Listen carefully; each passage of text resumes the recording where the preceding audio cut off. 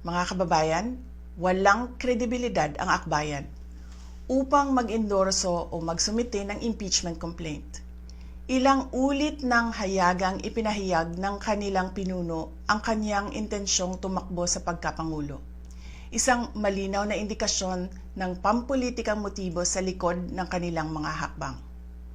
Huwag nating kalimutan ang makasaysayang talumpati noong Agosto 2024 ni Risa Hontiveros, kung saan malinaw niyang inilahad ang tunay na motibo ng akbayan bilang isang grupo.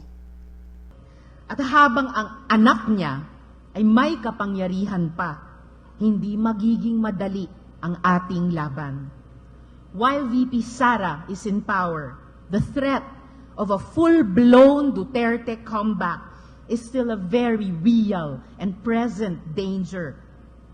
For one, they are supported by one major superpower, China. Kaya malinaw na lahat ng ito ay isang uri ng harassment at pang-aabuso sa proseso ng impeachment ng grupong akbayan. Hindi malinaw kung ano ang ipinaglalaban nila para sa kaayusan ng bayan, pero napakalinaw ng kanilang pamumulitika at pagpapahirap sa usaping diplomasya ng ating bansa.